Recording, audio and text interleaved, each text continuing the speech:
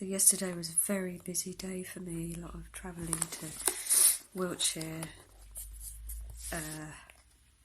even though I was being driven, it's still exhausting, and it's emotionally exhausting and physically, and at the time you don't kind of want to show that, especially not if you're visiting somebody who's poorly as well. The last thing they want to see is somebody else poorly, so you kind of put a brave face on it. Supplements, this is supplements, and let it all fall out either when you get home or the next day. So really at the moment I'm doing quite well, but as the day rolls on it may catch up. Sometimes it takes a couple of days to catch up, but it will at some point. It'd be highly rare for it not to catch up at all, but of course that's not the bit anybody ever sees, so I thought maybe it would be interesting to just do a little short interims into the process of that, see what happens, because I don't actually know at what point it's going to catch up. So I thought let's just watch and see over the course of the next day or two what it means to have what they call post-exertional malaise attack, if you like. So I'll get back to you.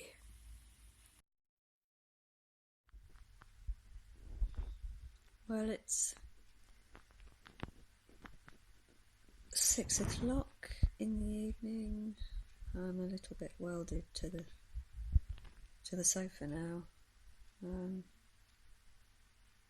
Yeah, I've not been able to do very much at all, and now I'm in that kind of position where I know I need to eat, but I don't know if I've got the energy to make food. I'd really like a shower, and I try to do a little bit of pottering, but just tired very quickly, even from doing things that aren't particularly physical as much as they are just kind of having to concentrate, and that's enough to tire me. So I guess the best thing to do, some days I just can't pull food together, and I end up having to bring things in from outside, which is expensive, of course, having it delivered. Even if you use something like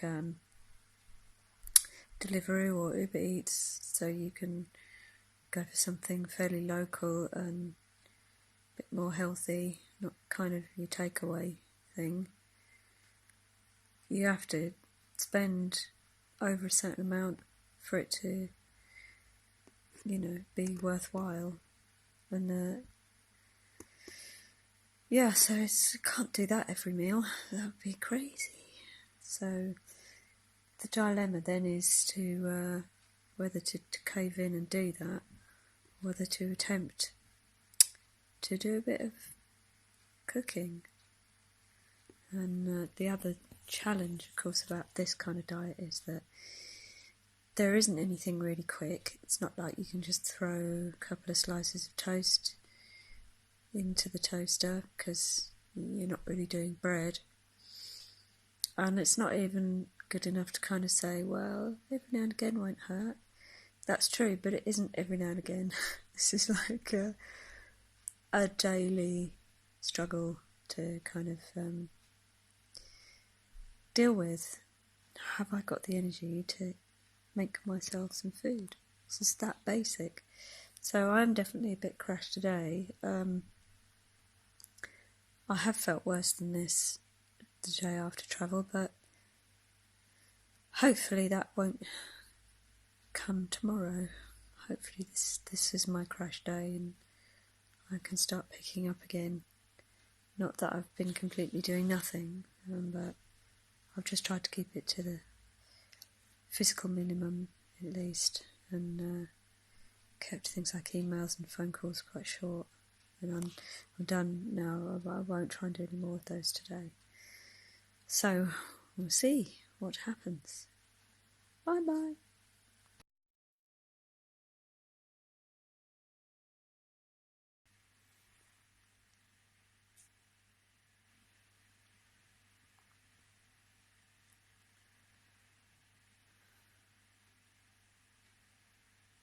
Just had one of those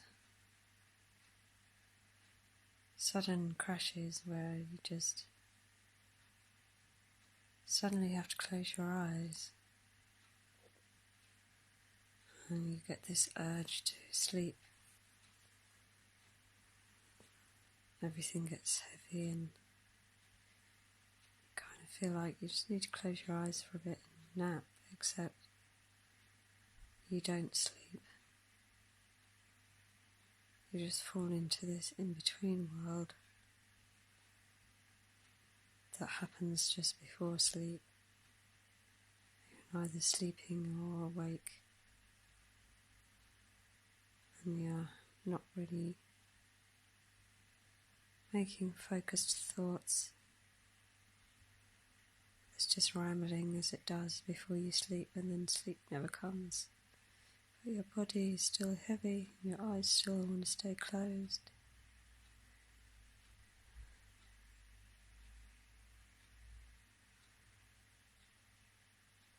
It's not like power napping where 20 minutes of that and then you can perhaps jump up and be recovered and go and do whatever you need to do.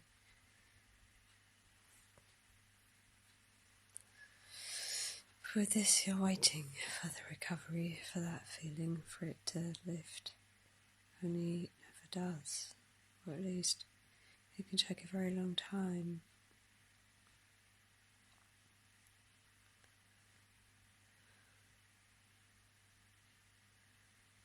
And it can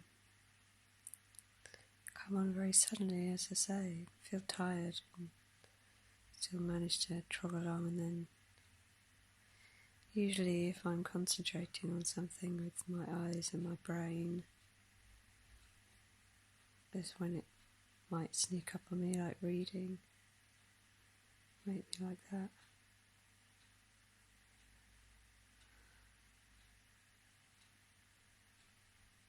And I can see out of the window and it looks very nice out of there, but you can't appreciate the view because your brain's not really processing fully. It's almost like it's completely outside of you and you're not taking it into you to be processed in a very connected or emotional way. So you can't really appreciate it, it's just happening.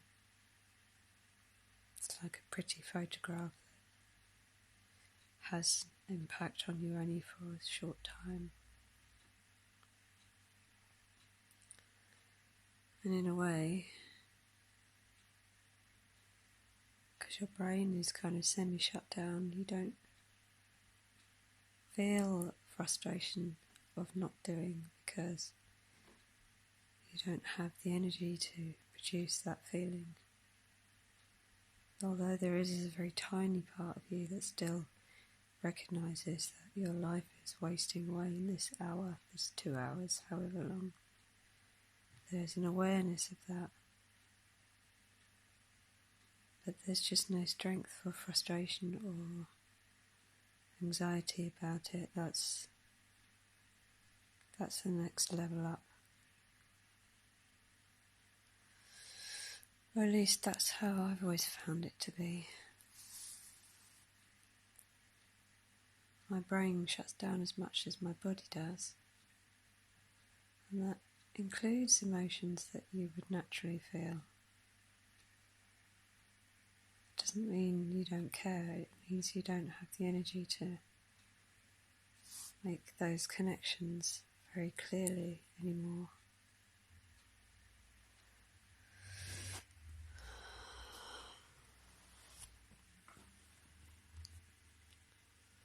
this might be yesterday finally catching up, the day before rather.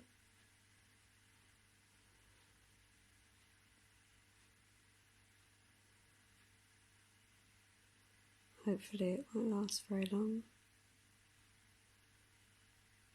and I can, I don't know, do what? I don't know really.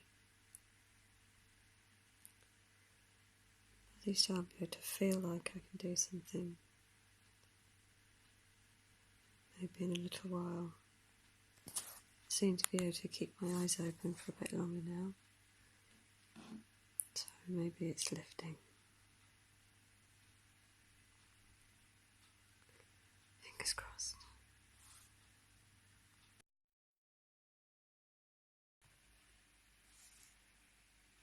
Hello.